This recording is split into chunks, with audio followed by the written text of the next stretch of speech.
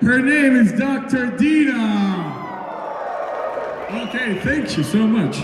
She was named the Cannabis Queen, the Cannabis Medical Queen by Rolling Stone magazine. Okay, yeah, that's cool. And she was also named by Pot Doc to the Stars for Variety. She is vice president. She's vice president of operations in the 6th largest cannabis company, dispensary company in the United States. Hey, congratulations, Dr. Dina. And she is a really nice woman. And she's gonna talk about the experience of cannabis and celebrity. Everyone, please give a round of applause for Dr. Dina.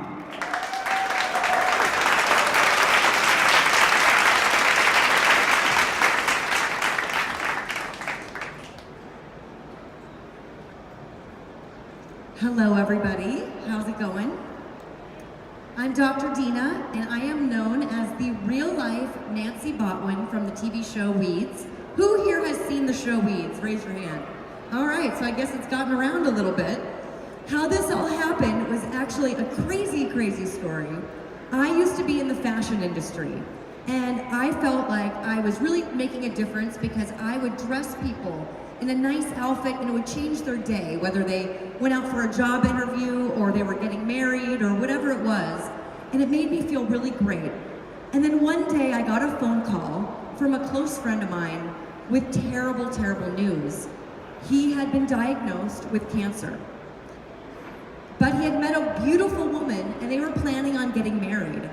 And his biggest issue was he couldn't take the chemo pills. He wasn't able to hold them down. He started the chemo and he was violently ill. And about a month went by before he had given up all hope. And he reached out to me because my ex-fiance at the time was a gun collector. And he needed to borrow a pistol, he told me, because he wanted to end his life. And he would rather leave this earth and leave whatever money was in his bank account to his wife than take all this money in chemotherapy, throw it up, and still die because the chemo wasn't working, and leave his wife broke. So he reached out to me, and instead of bringing over a gun, I brought him a joint. Now, this is a little bit different from what he was expecting, of course, and he was very frightened about this marijuana. His wife was not from the US, she was from Sweden, and as we know, there are terrible drug laws all over the world. And she was terrified that we were going to be arrested and he would be thrown in prison.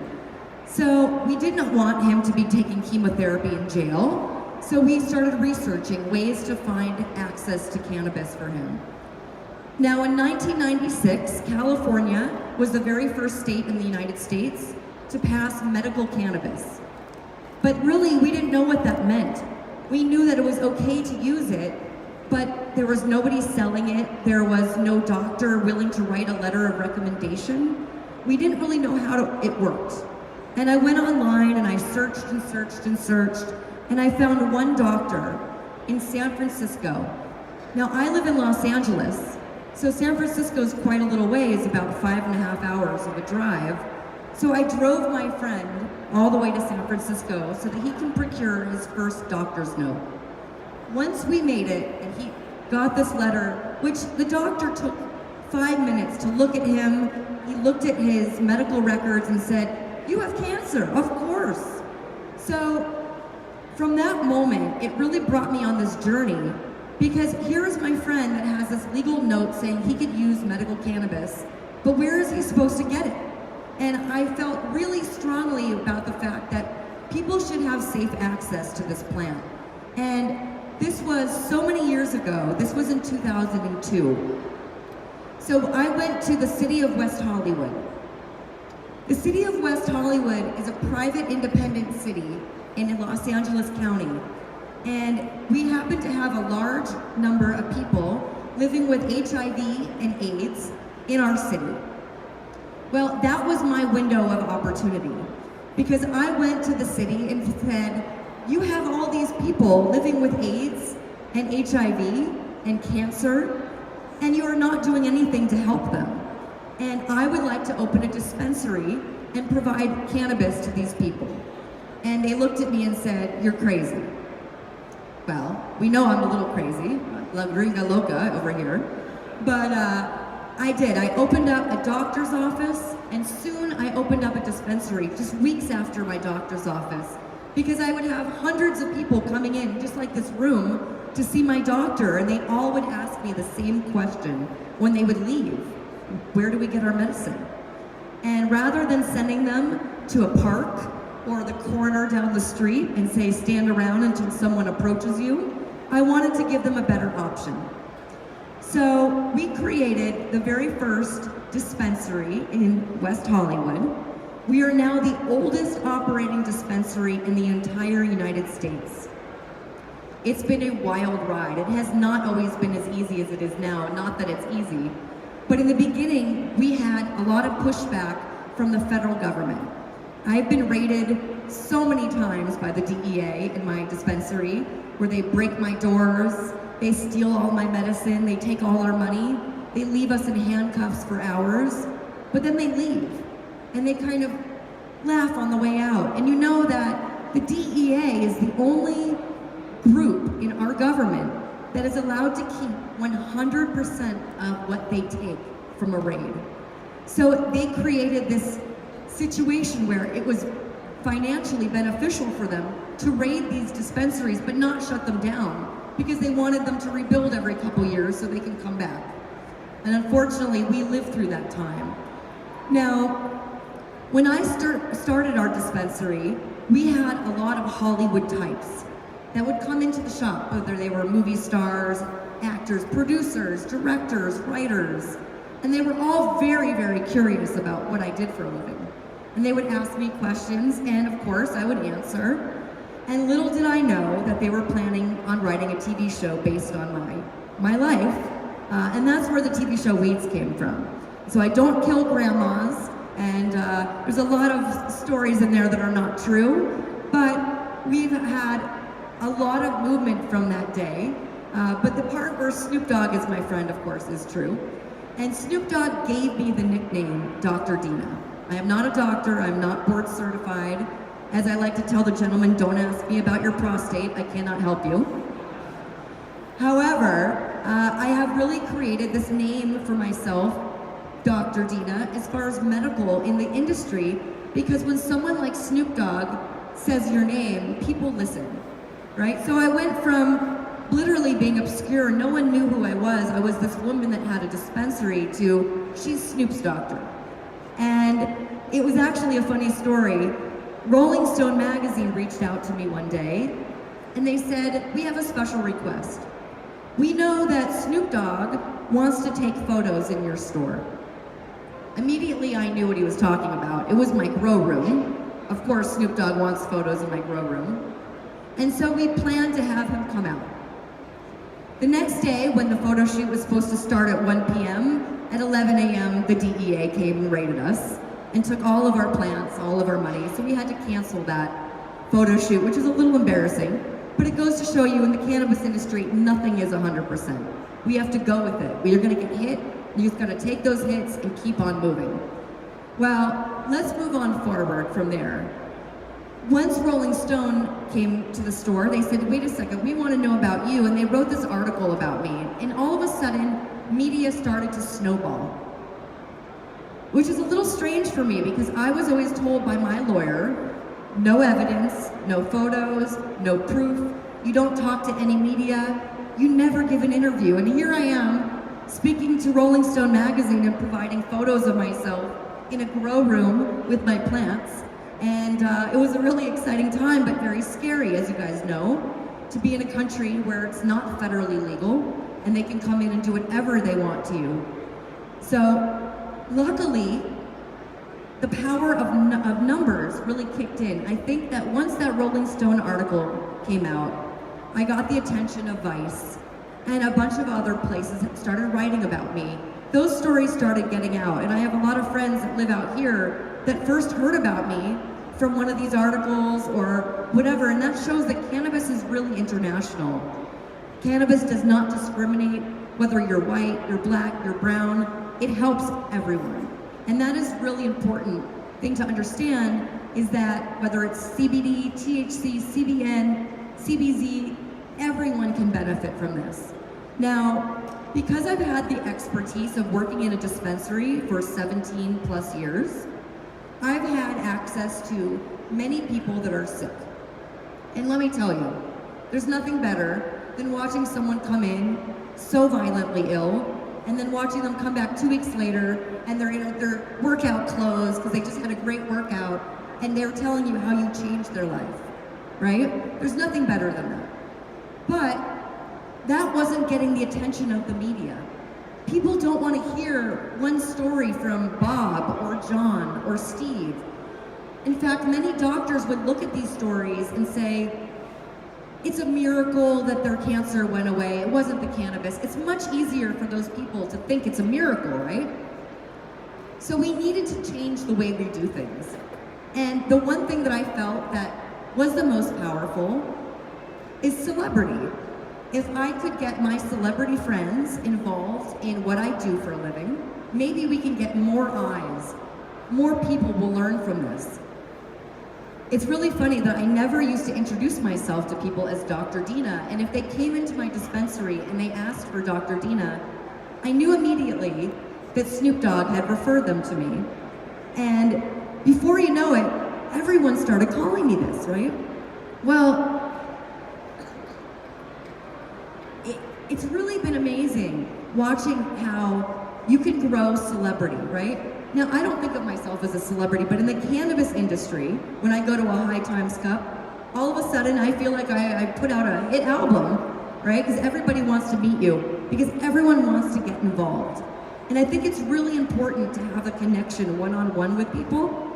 But how do you find those people, right? You're gonna go online, you're gonna research, you're gonna go to YouTube, and you're gonna find stories. And it's so important to share your stories.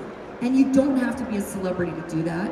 And I think that, I truly believe that the reason why California is legal right now is because a lot of celebrities have jumped in to really push that message. Now, you don't have to be a celebrity brand to be popular, to make money in the cannabis industry. I find it actually funny that hundreds of celebrities are now jumping into the industry. For me, it's funny because I used to say, well, where were you when the DEA was raiding us, you know? Where were you when they were putting people in jail? But now you want to come in and make the money. But I can't really blame them, right? Because the money it's there.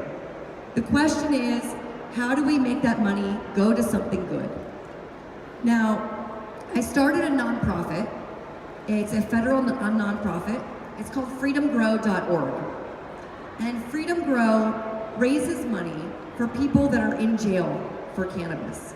We take 100% of what we raise and we put it on the books of people in jail for cannabis, non-violent, victimless crimes.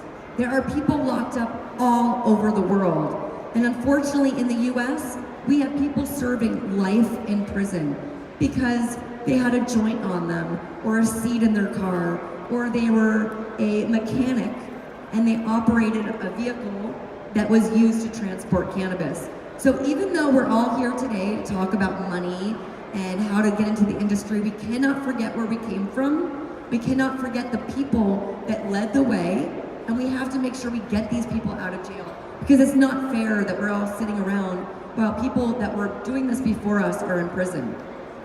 Now, thank you. And I believe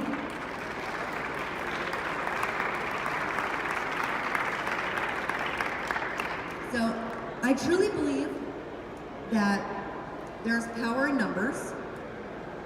There's power in numbers, and we need every single person to speak out to their family, to their friends, to their supporters, to their teachers. It's really important. One-on-one education, I think, is more important than having a celebrity come out and speak for cannabis, right?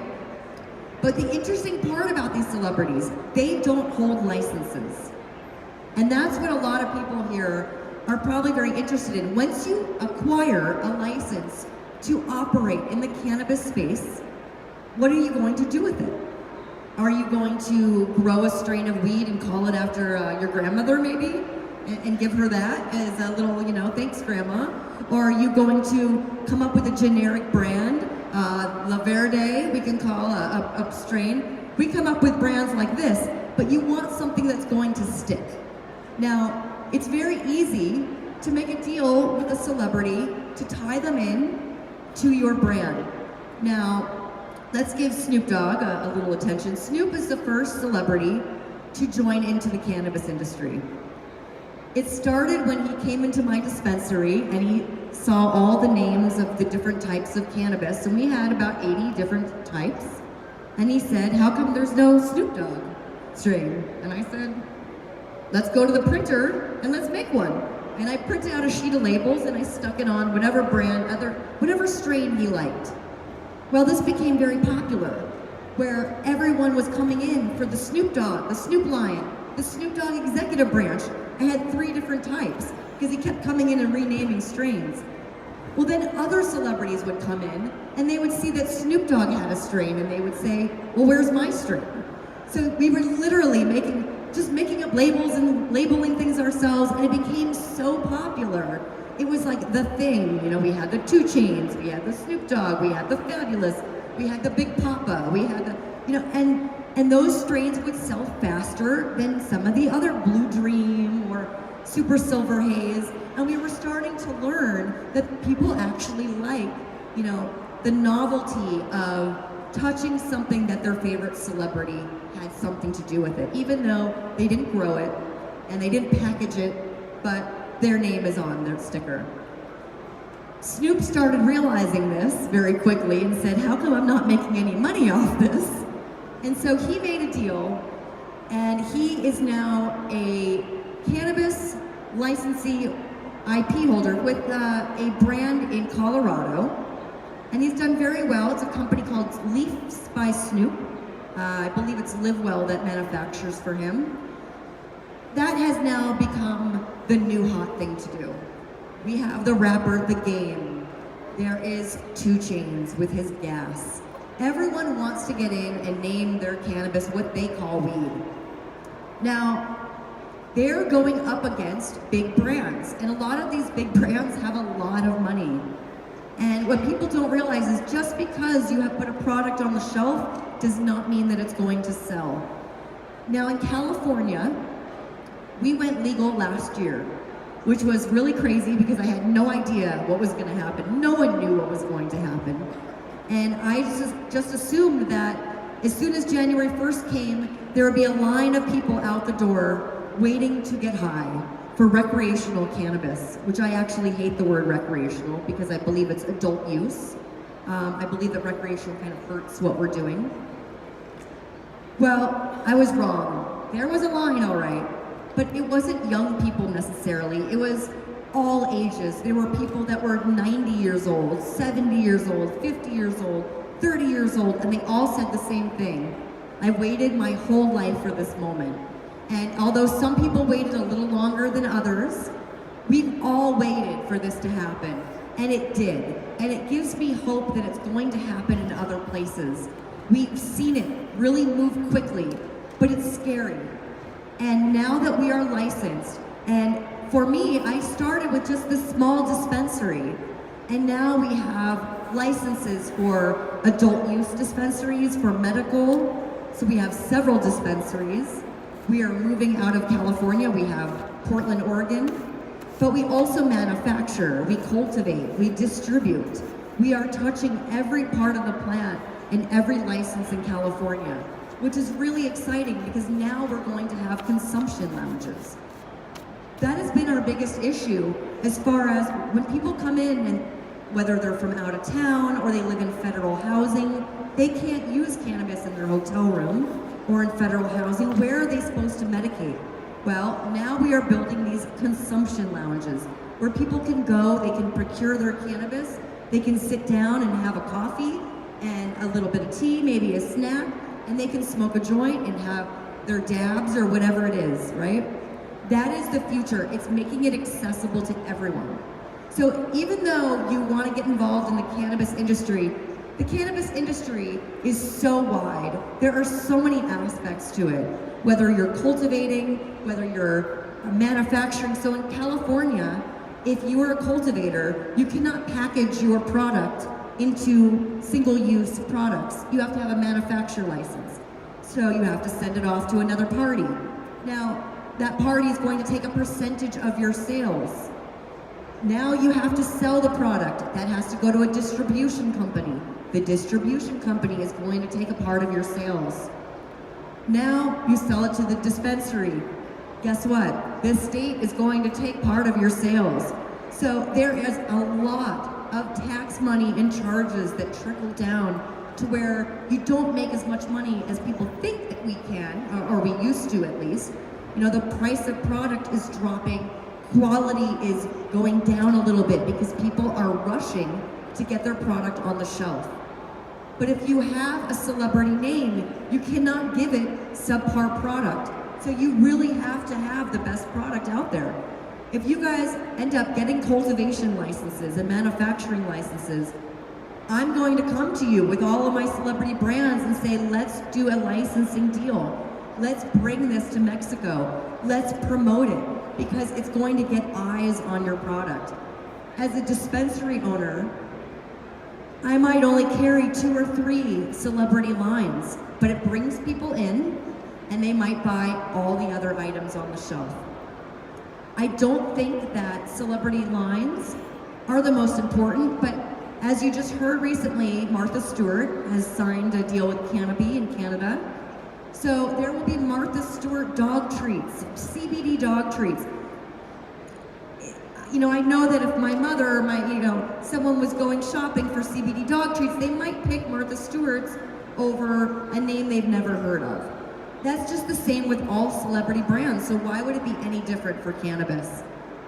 Now, I've seen the intersection of cannabis and Hollywood change over the years.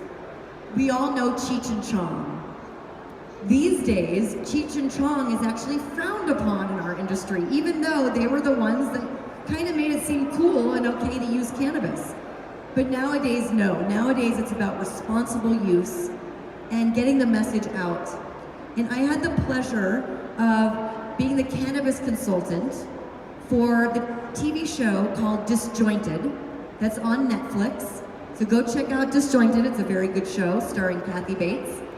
But it's a funny, silly show meant to make people in our industry laugh about how ridiculous our industry can be. And I think once Hollywood sees the cannabis industry as they're no longer drug dealers, they are legitimate businesses. Like the TV show Cheers was so popular about a bar, we can do the same thing with cannabis. The show Weeds had, I believe, 7 or 8 seasons. That was very popular. So, getting that out there, I believe will help your movement. I believe that the power of celebrity will change a lot of your culture. Right now, people think cannabis. When I've traveled to different cities in Mexico, and I would ask the locals, Mota? Woo! They got very scared immediately. It was like, we can't talk to you, this is bad. Cartels, police, and I believe that in the last 5 years, that's changed very much, especially looking around this room and seeing how many faces are here who are interested in getting involved in the space. But you have to remember that there are so many different avenues. So what avenue are you going to take? Now, who here actually has tried CBD products? And who believes that these CBD products have worked for them? Now, what about THC products? And who believes the THC products work for them? All right, so every person that's raised their hand has, agrees that THC really does work, but it's something that causes euphoria. What is euphoria? It is happiness. What happens when you go for a jog? You feel euphoria. It's the same feeling. And I think most people are scared of the high that is associated with THC. But after watching these TV shows, they see, wait a second, this isn't so scary. And they're more willing to try it. And that's really what I'm here for, is we want everyone to embrace cannabis, to tell their friends, get everyone to start with CBD because obviously it's available and it's the easiest way. I mean, I've had the pleasure of working with parents who brought their children to me, 6-month-old children who have cancer, and they said, please help me, there's nothing left for us. Well, we gave them CBD, and now their child is cancer-free. And I think that message is so powerful, but if one parent says it, no one believes it. But when lots of parents hear this, it's very important. And that's why documentaries and filming what's going on is so important today. You know, when you interview people about cannabis, record it, put it on YouTube. People want to see this. There is a documentary that's coming out. It's actually going to be at the Tribeca Film Festival in 2 weeks. It's called Waldo on Weed, and it's all about this little boy who was 6 months old who had cancer in his eyes, and the doctor wanted to remove his eyes. And the father came to me and we put him on the CBD. It was a 20-to-1 formula, so it was 1% THC to 20% CBD. And this child is amazing. He's smart, he's a little genius, he could see, he never lost his eyes. But that got the attention of Whoopi Goldberg. And Whoopi Goldberg is another one of these celebrities that have embraced cannabis. Unfortunately, she can't talk about it on the TV show The View that she's on. She's been banned from discussing cannabis, but she can promote these films that are showing, you know, the different sides of cannabis. And I really, truly believe that the more people that see this, they're going to join forces with us. Now, the cannabis industry is not something we can do alone. If you think you're going to get involved and you're going to do it all on your own, you're mistaken. Look around here. All these people are very smart. They have experience. You want to work with those people. You want to network, find the people that are doing it now, because you can't do it alone. There are too many hats for us all to wear now. Whether we're dealing with the regulation, I have to deal with the BCC, which is the Bureau of Cannabis Control.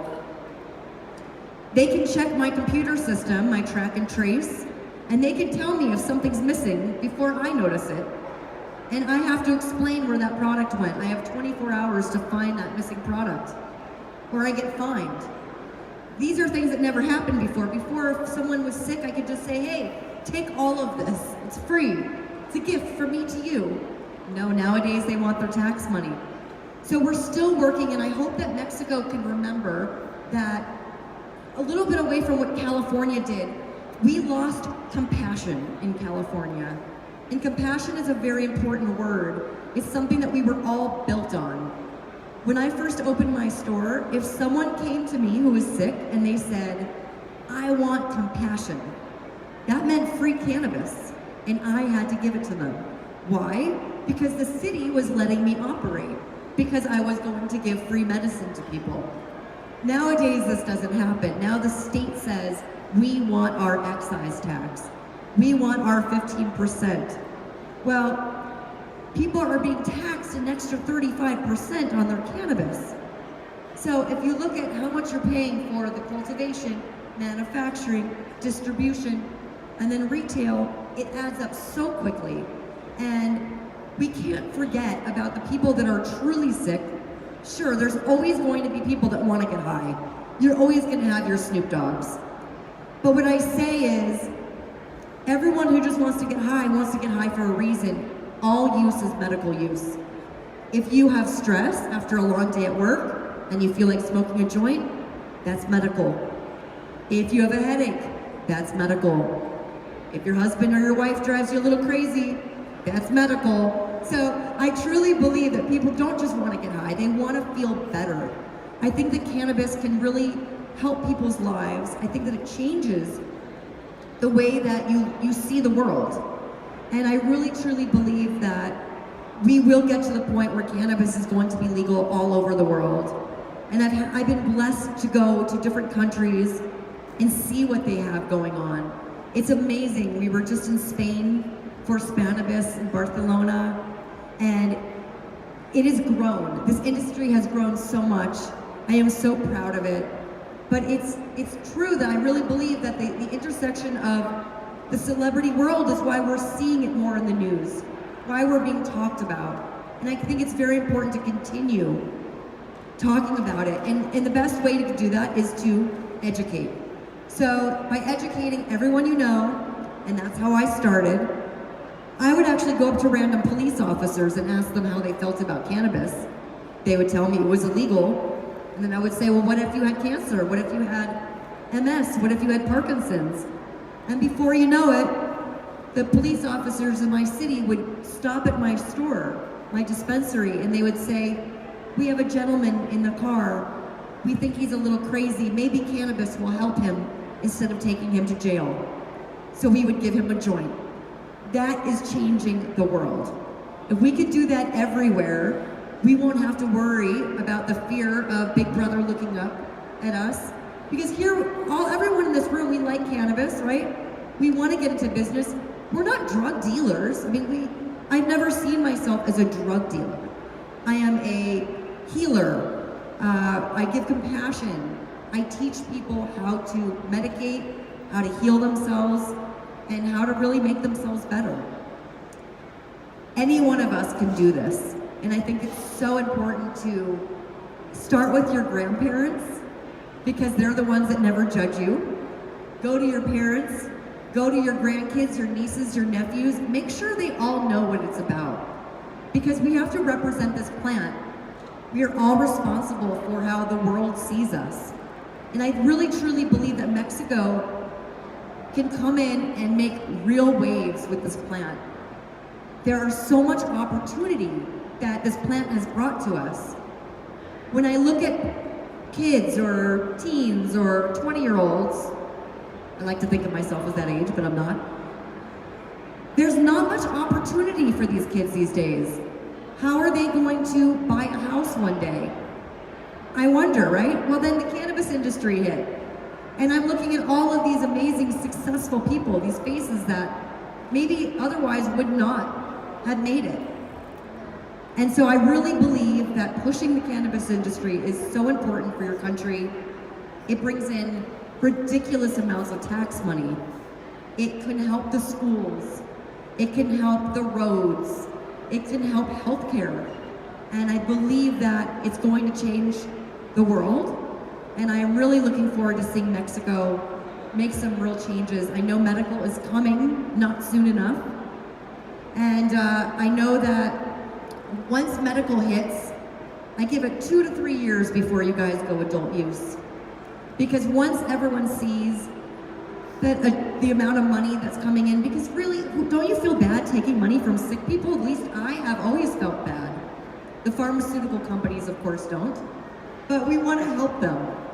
And so this is our way of changing the world. I mean, we've given back so much money to, whether it's people in jail for pot, whether it's people that are sick that need to be air vac'd to a different hospital. Our dispensary paid for this. I never got into this industry for the money.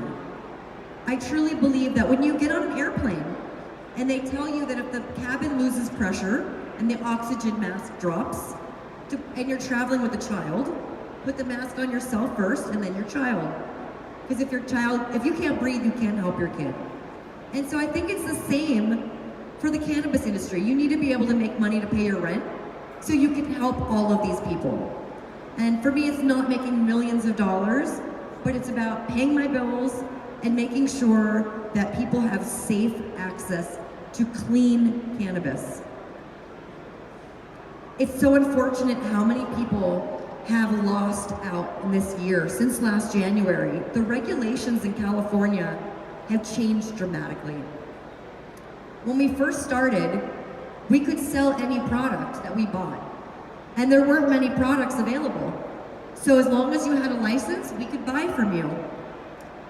Well, that has changed. Nowadays, there are thousands of cannabis brands.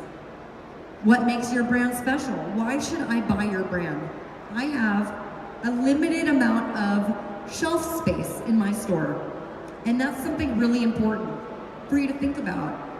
When you go to a buyer of a dispensary, you have to be able to convince them why to give up part of their precious shelf space to put your product there. What does your product do that's different from all other products? Now, there are creams for arthritis. They became very popular. 5 years ago, no one made a cream, or no one bought the cream. Nowadays, there's 50 companies that are making creams. Why? Because you're getting grandmothers wanting to come in and they have arthritis, and they heard their friend from the retirement home, she used it, and now they all want it. Well, why should I buy yours? And so it comes down to branding, packaging, marketing. And these are all really important parts of what we're doing. Now, the scary part is the regulations tell us what we can put on the packaging. They're mandatory. It's not an option. We have to have the medical sign. We have to have our testing results. They'll tell us the size font of which we can write our warning labels. Well, last year they decided to change the font size on us. There are people that literally went out of business because they invested all of their money in the packaging for their product. And overnight, everything had to be destroyed. It was useless. So you have to remember to be very, very cautious in the industry, to cross your T's, to dot your I's. Things change. Just because something is given to you as a rule doesn't mean you can't take it one step further. For example, they didn't tell us we had to have a child-proof container or a tamper-evident container in the beginning. But I told every brand I work with, I don't care what the state says, they're going to ask for it. So we did it. We're the only brands that didn't have to change our packaging, which is incredible. Luckily, we didn't have to save, throw out $50,000 worth of packaging. But what do? You can't go back and relabel it. You have to destroy your product. Now, that could be your whole harvest. That's putting people out of business. So you have to be really careful about when you're planning your brand. And for example, if you hire a celebrity and you bring them on, there are so many different types of deals. Some celebrities, they want money up front. They'll say, I want $2 million and I want 20% of the back end of the sales. Well, how are you supposed to make money as a manufacturer if you're paying everybody and you're paying the celebrity, right? So it almost makes more sense for me to just build my own brand. And that's where it gets kind of funny with the celebrity brands, is the people manufacturing for them aren't making that much money. But it's about long-term, building something big. Because the hopes are that you can then license that out to another state. And that's the goal. Currently in the United States, we can't cross over state lines, and each state has their own regulations. So for example, Nevada, California, Arizona, Washington, Oregon, all these states have different rules. So I can't sell the same product in every state. I have to change them, their packaging. I also need licensing in every state. Nobody has licensing in every single state. So it's about networking, meet everyone you can meet, because you never know who is going to hold that special license that you need to make your product happen. Or the person that has the brand that needs the license. These are very important matches. Now, there are some celebrities that say we don't want any money up front, we just want a percentage, and we are going to promote the brand. Those are the celebrities you want to work with. The ones that will show up at places like this and stand in the booth and shake hands and meet people. And it could be anyone from a soap opera star to, really anyone, as long as people really are interested in celebrity. And what is celebrity, really? It's the fact that someone knows who you are and you don't really know them. I mean, to me, that's what celebrity is. And so, celebrity helps with marketing. These brands that are, the thousands of brands that are coming in, they are spending so much money in marketing that they could almost go out of business if their products don't sell immediately. There are now cannabis public relations companies. There are cannabis, just everything you know, law firms. Everybody's cannabis related. It's no longer just the regular industry. So it's important to have your PR, people understand what you're trying to promote. If you're building a brand, make sure you have money put aside. You're gonna have to buy billboards. You're gonna, this is big. This is not just making a flyer to put in a dispensary. And so you have to remember to make sure you are building your brand, standing out, what's gonna make your brand stand out from everybody else's. And that's really it. The excitement of cannabis is really branching out. And I don't think that you have to be celebrity branded to be popular. I really look forward to seeing Mexico take its turn for medical, for adult use, and seeing the brands in the United States come here, because I really do believe that there are some real healing going on in the States that I would like to see going on here. I know that a lot of my friends who come from Mexico, they all tell me that their grandma makes a special, they soak some cannabis in alcohol and they use it for arthritis. That means that this plant is already well known in your culture. It's already loved. We just have to convince the government to let us do this. And the government, I truly believe, will feel the pressure when everyone is talking about it. And so that's what my real message today is: talk about it. Keep talking about cannabis. Get the message out. Speak to your friends. Get on Instagram or whatever it is and let people know, because we're making waves. We're changing the world, and we're going to do it all together. So thank you so much for having me.